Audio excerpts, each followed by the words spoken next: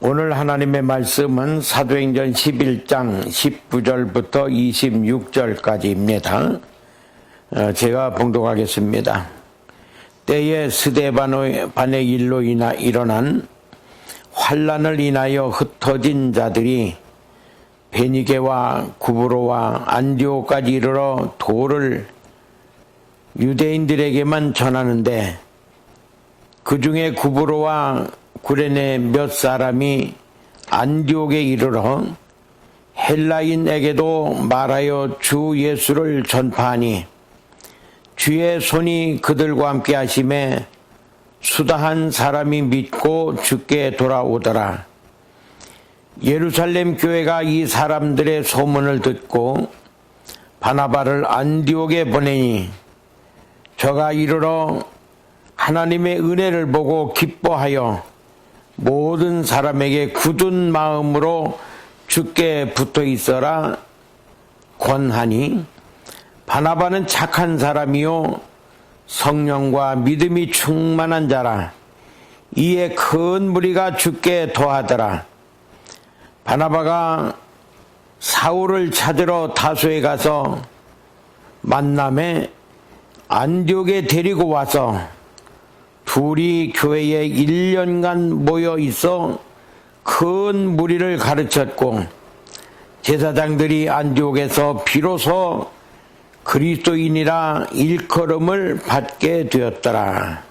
아멘. 코로나 사태와 여러 가지 경제적으로 어려울 때에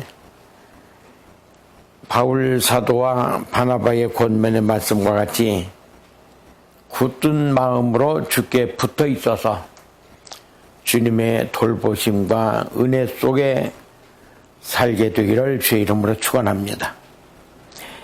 여기 본문의 배경은 스데반의 순교 후에 예루살렘에 큰 환란이 있어서 거기에 환란을 피해서 흩어진 자들이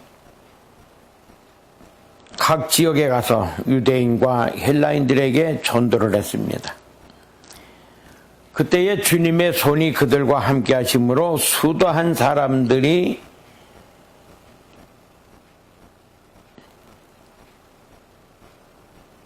믿고 돌아오는 역사가 일어났습니다. 예루살렘 교회가 이 소문을 듣고 바나바를 안디옥에 파송을 합니다. 당시 안디옥은 화려한 큰 도시입니다. 동쪽에 있는 로마와 같다 해서 동로마라고 칭하기도 합니다. 온갖 잡신, 우상 숭배가 가득합니다. 사회적으로는 부유하고 사치와 향락에 가득 찼습니다.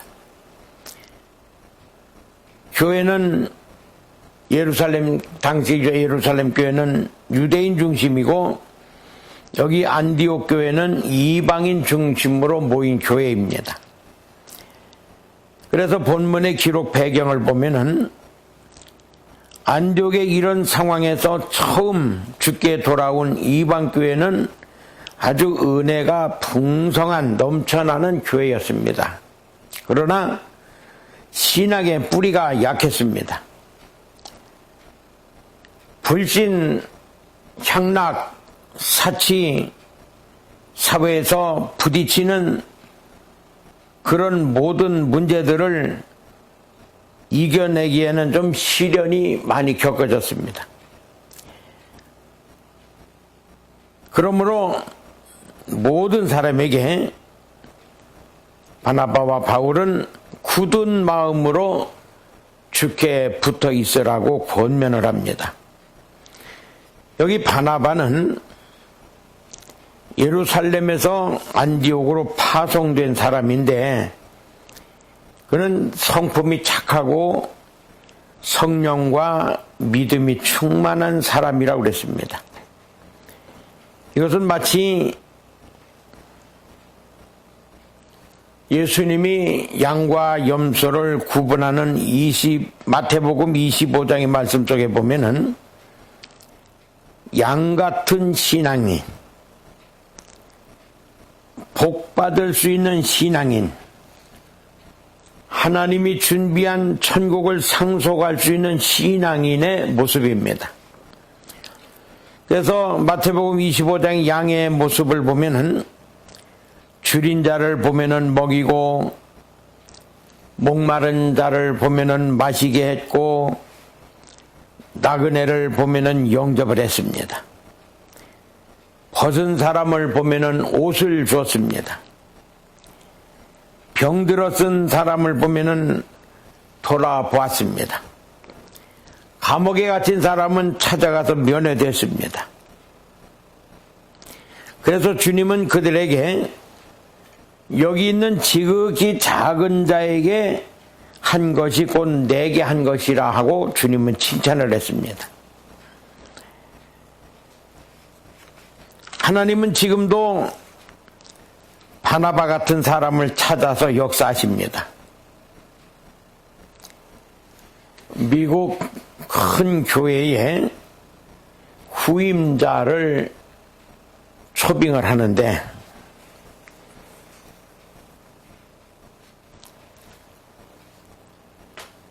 거기에 초빙받은 목사님이 노숙자의 행각을 하고 교회 들어가는 층층대 앞 옆에 서서 거기 앉아서 구걸을 했습니다. 그랬더니 안내하는 장로님들이나 안내위원들 그리고 교회에 오는 많은 사람들이 교회 앞에 주일할 재수 없이 거지가 앉아 있다고 아주 기분 나쁜 표정들을 하고 안 좋게 봤습니다. 어떤 사람은 발로 툭 건들고 가기도 했습니다. 아주 짜증을 냈습니다. 쫓아내지 않는다고 막 성화를 부렸습니다. 그리고서 예배 시간이 다 돼갈 때 안에 들어가려고 했더니 못 들어가게 합니다. 그래도 나는 하나님 앞에 예배를 드려야 한다고 안으로 들어가서 맨 뒤에 앉았습니다. 그리고 사회하는 분이 사회를 보면서 오늘은 우리 교회에 새로 부임하시는 목사님이 오시는 날입니다. 아주 기쁘게 맞이할 준비를 하고 은혜 받을 준비합시다. 이렇게 하면서 새로 부임해 오시는 목사님 오셨으면 나오시지요. 사람들이 여기저기 둘러봅니다. 새로 올 특별한 사람이 없는 것 같아요. 그런데 저 맨 뒤에 앉았던 노숙자, 자기들이 들어올 때에 계단에 앉아서 구걸하던 그 노숙자가 벌떡 일어나서 뚜벅뚜벅 앞으로 걸어 나옵니다. 그 사람들이 놀래서 아니 당신 말고 여기 나올 사람은 새로 오시는 목사님이라고. 그래도 끝까지 걸어가서 강단 위에 올라갑니다. 모두가 당황을 하고 쫓아내려고 합니다. 이때 이분이 말하기를 내가 바로 이 교회에 새로 부임해 오는 목사입니다.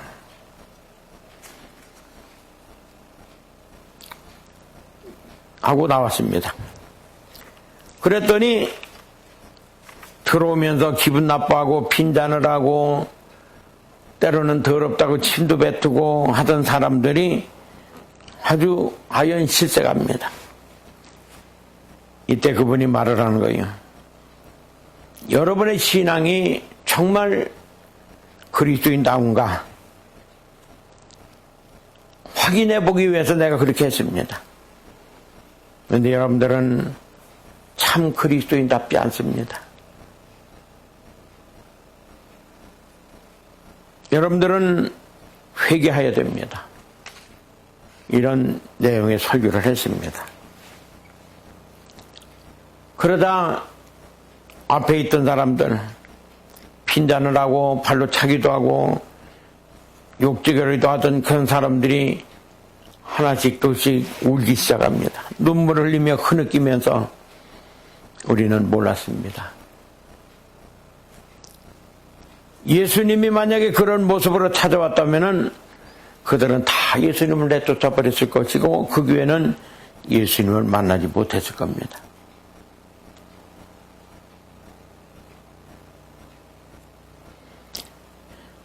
오늘 우리의 신앙을 이런 얘기를 통해서 생각해 봐야 될 줄 압니다. 그 교회에 모인 사람들이 바로 우리와 다를 바가 없을 겁니다.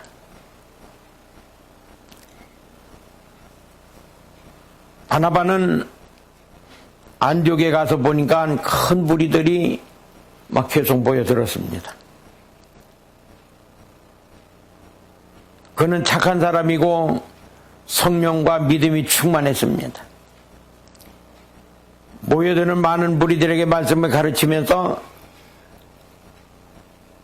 바울을 찾아가서 사울을 찾아가 데리고 와서 함께 거기서 있으면서 그들을 또 가르쳤습니다. 그래서 이 안디옥 교인들은 이방인인데도 처음으로 그리스도인이라고 하는 칭호를 받게 됐습니다. 여기 바나바 같은 그런 신앙의 사람이 있다면은 우리가 참 그리스도인이 될 수가 있습니다.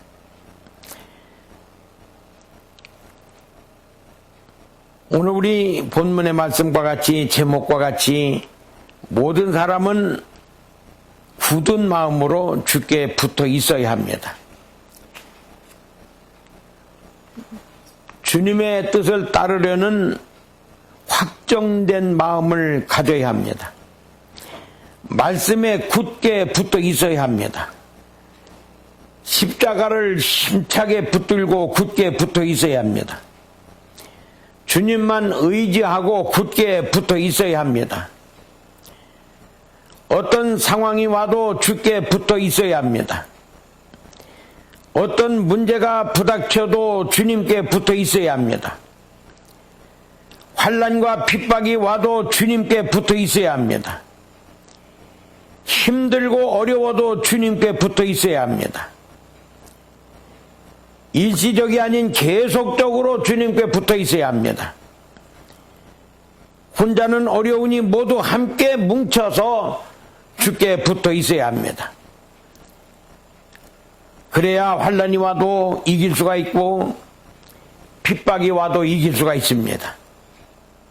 죽음이 오더라도 순교할 수가 있습니다. 일제시대에 저 대한민국 충청북도 부광교회가 있는데 그 동네에 교인이 살고 있었습니다. 그런데 일본 사람들, 일본 수사들이 교회를 핍박하고 박해하느라고 기독교인들을 다 잡아다 잡고 없애버립니다. 죽깁니다. 하루는 동네 사람들을 모아놓고 만약에 앞으로 예수를 믿는다든가 교회를 가면은 동네 가운데다가 큰 가마를 놓고 기름을 가득 부어놓고 그 기름을 떼서 펄펄 끓게 해서 거기다 집어넣어서 죽인다고 그랬습니다. 근데 그때 며칠 있다가 어린아이를 등에 업은 한 아주머니가 교인이 그 집사님이 붙들려 갔습니다. 사람들이 보는 앞에서 마지막 묻습니다. 당신이 지난 날은 어떻더라도 오늘 여기서 예수를 안 믿겠다고 하면은 살려줄 것이고 만약에 꼭 예수를 믿겠다고 구기면은 네 아이부터 저 기름 가마솥에 집어넣겠다 그랬습니다. 이때에 어린 것이 무서워가지고 엄마 예수 안 믿는다고 해. 나 저 불가마 속에 기름 가마 속에 들어갈 수 없어. 너무 무서워. 어떡하면 좋아 막 하고 엄마를 등어리를 두드리면서 울고 있습니다. 그때 그 엄마가 얘기하기를, 얘야, 잠깐만 여기서 이기면은 너는 천국에 가고 바로 나도 따라서 내 뒤를 따라 천국에 가서 만나자. 그래도 엄마 나는 무서워. 엄마 뜨거워. 무서워. 어떻게 하면 좋아? 참아라. 조금만 참아. 조금만 참으면 너는 천국에 가고 나도 바로 내 뒤를 따라서 갈 것이다. 이래가지고 이 일본 경찰들이 어린아이를 그 기름가마솥에 집어넣습니다. 그러자 바로 그 어머니도 기름가마속으로 뛰어들어가서 같이 순교를 했습니다. 만약에 그 여자 집사님이 주님께 붙어있지 않았다면은 무섭고 떨리고 두렵고 공포심 때문에 그렇게 못했을 겁니다. 천국에 대한 확신이 없었다면은 그는 절대로 그렇게 할 수 없었을 것입니다. 그러나 주님께 붙어 있으면서 천국에 대한 확신과 소망이 있었기 때문에 그는 그 길을 택해서 갈 수가 있었습니다. 주님께 붙어 있는 방법은 주님과 밀착된 생활하는 겁니다. 마치 포도나무와 가지와 같은 요한복음 15장에서 주님이 비유로 드리는 것과 같습니다. 농부는 하나님이고 예수님은 포도나무고 우리는 거기 붙어있는 가지라 그랬습니다. 농부는 거기 붙어있는 가지를 돌보고 보호해 줍니다. 가꾸어 줍니다. 해충을 잡아줍니다. 또 포도나무이신 예수님은 영양을 공급해주고 생명을 유지시켜주고 자라게 합니다. 열매를 맺게 합니다. 그래서 가지인 우리들은 잎이 피고 꽃이 피고 열매를 맺을 수가 있습니다. 그래서 우리는 농부인 하나님께 보답을 하고 나무가 되시는 예수님께 보답을 하고 그래서 주님께 영광, 하나님께 영광에 돌리는 삶을 사는 것이 붙어있는 생활입니다. 그리고 우리는 복받고 천국을 상속받을 수가 있습니다. 하나님만 믿고 살아가야 됩니다. 주님만 바라보고 살아가야 됩니다. 성령 은혜 받고 살아가야 됩니다. 말씀대로 순종하며 살아가야 됩니다. 나무에서 멀어지면 천지치기 한다고 해서 다 잘라버립니다. 잘리면 곧바로 죽어버리게 됩니다. 마르게 되고 마르면 불구덩이로 들어갑니다. 주께 붙어있는 생활은 주님의 영광을 위해서 살아가는 생활입니다. 우리는 예수님을 머리로 모시고 살아가야 합니다. 무엇을 하든지 주님께 영광을 위해서 살아가야 됩니다. 그래서 바울은 고린도전서 10장 31절에서 먹어도 주님의 영광을 위해서 마셔도 주님의 영광을 위해서 무엇을 하든지 주님의 영광을 위해서 하라고 그랬습니다. 32절에는 남에게 거치는 자가 되지 말아라 그랬습니다. 또 33절에는 모든 사람을 기쁘게 하라. 나의 유익을 위해서 붙어있는 것이 아니라 많은 사람의 유익을 위해서 살아라 그랬습니다. 그래서 안디옥 교인들이 그들을 통해서 그리스도인이라는 이름을 얻고 그들을 통해서 많은 사람이 구원받듯이 우리를 통해서도 많은 사람들이 주께로 돌아오는 그런 역사가 일어나야 될 줄 믿습니다. 주님께 붙어 살면은 행복한 인생을 살 수가 있습니다. 요새 보면 어떻게 하면 행복하게 사는가 여러 가지 방법이 많이 나오는데 오늘 우리 성서적으로는 행복하게 살려면 예수님께 붙어 있어야 됩니다. 어떻게 하면 복되게 사는가? 주님께 붙어 있어야 복되게 삽니다. 어떻게 하면 영생을 얻을 수 있는가? 주님께 붙어서 살면 영생을 얻을 수가 있습니다.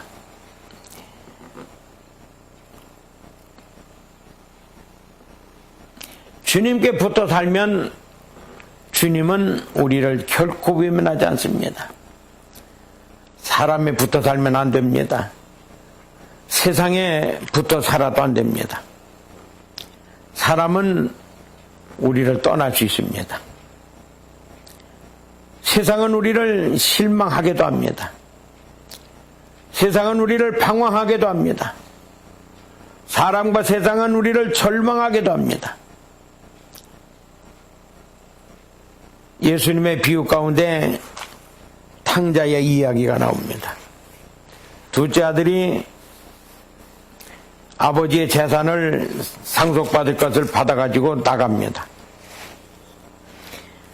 그래서 살면서 돈 다 떨어지고 환경은 어려워지고 세상은 흉년이 들고 힘이 어려울 때에 잘 나갈 때에 따랐던 모든 사람들이 다 떠나고 맙니다. 나중에는 거지가 되고 짐승의 사료를 먹으려는데 그것도 안 줘서 죽게 될 때에 내가 아버지 집으로 돌아가야 되겠다 하고 아버지 집으로 돌아오니 그 아버지가 지난 과거 하나도 묻지 않고 죽었다가 살아온 아들이다, 잊어버렸다가 찾은 아들이다, 잔치를 베풀어라면서 신분을 회복시켜주고 온갖 축복을 주고 기쁨을 주고 행복을 다시 찾아서 과거의 행복을 다시 회복하는 역사가 일어납니다. 오늘 우리도 어떤 어려움이 있어도 주님만 붙들고 있으면 주님은 우리를 외면하지 않고 끝까지 우리를 붙들어 주시고 인도해 주십니다. 주께 붙어 있는다고 한 말은 주님 안에서 사는 겁니다. 찬송가 455장에 보면 주 안에 있는 나에게 딴 근심이 있으랴 그랬습니다. 예수님 떠나서는 살 수가 없습니다. 물을 떠난 고기가 혹시 산다 해도 예수님 떠난 심령은 사는 법이 없다고 그랬습니다. 사람을 의지하지 말고 내 힘도 의지하지 말고 물질도 의지하지 말고 권력도 의지하지 맙시다. 내가 가진 지식도 의지하지 맙시다. 내가 가진 능력도 의지하지 맙시다. 내가 했던 경험도 아무것도 아닙니다. 오직 예수님만 의지하고 예수님 안에서 살아야 우리의 앞길을 주님이 책임져 주시고 있습니다. 주님께 붙어 있으라고 하는 말은 계속해서 동거해야 된다. 동거라고 하는 말은 함께 산다고 하는 겁니다.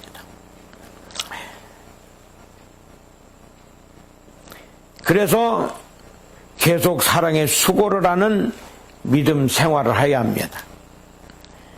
계속해서 말씀에 순종하고 따라가야 합니다.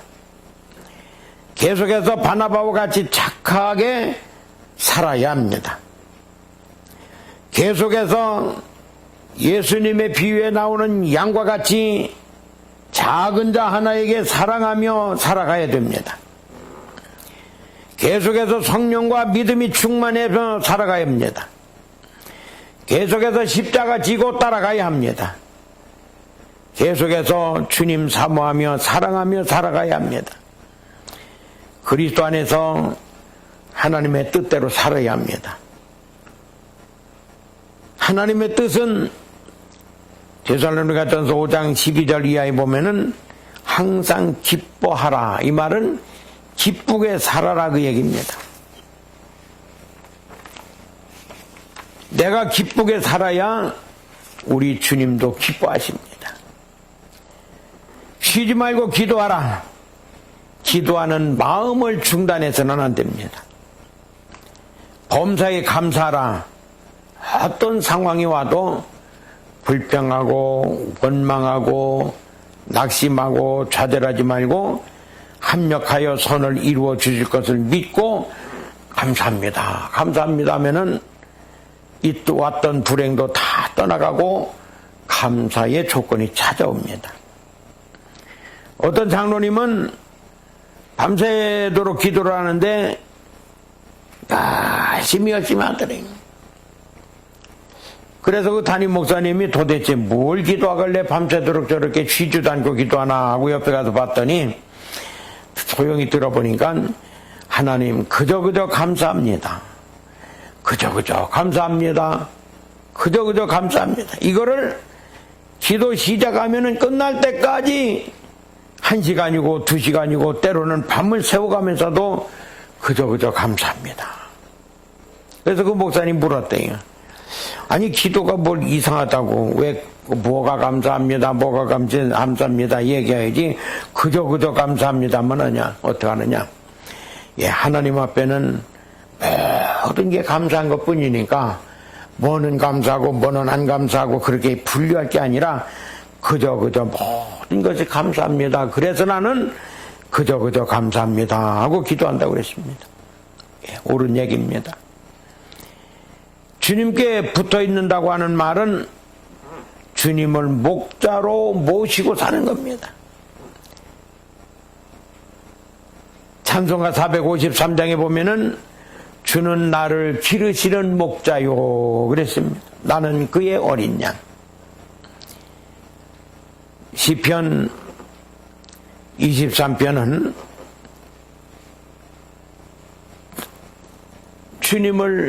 하나님을 목자로 모시고 사는 신앙인의 고백입니다. 여호와는 나의 목자시니 내가 부족함이 없으리로다. 그가 나를 푸른 초장에 누이시며 쉴만한 물가로 인도하시는도다. 내 영혼을 소생시키시고 자기 이름을 위하여 의의 길로 인도하시는도다. 내가 사망의 음침한 골짜기로 다닐지라도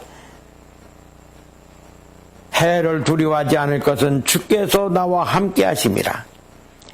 지팡이와 막대기가 나를 안위하시나이다. 주께서 내 원수의 목전에서 내게 상을 베푸시고 기름으로 내 머리에 바르셨으니 나의 잔이 넘치나이다. 나의 평생의 선하심과 인자하심이 정녕 나를 따르리니 내가 여호와의 집에 영원히 거하리로다. 이것이 주님께 붙어있는 신앙의 고백입니다.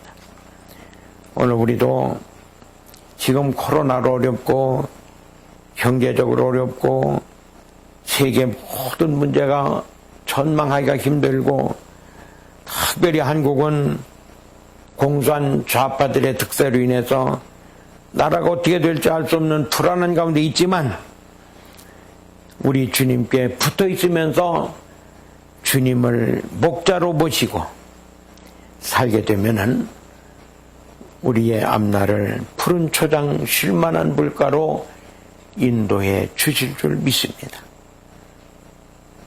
평생에 선하시고 인자심이 나와 함께 할 것이니 여호와의 집에 영원히 거하는 믿음과 소망 속에 오늘도 승리하고 내일도 승리하는 여러분들 되기를 주의 이름으로 축원합니다. 기도하겠습니다. 감사하신 하나님,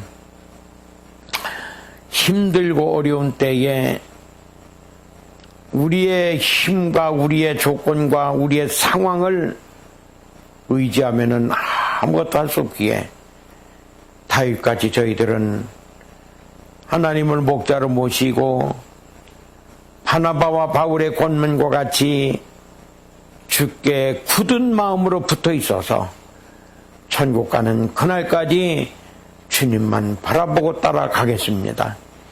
오늘 이렇게 결심하는 우리들 속에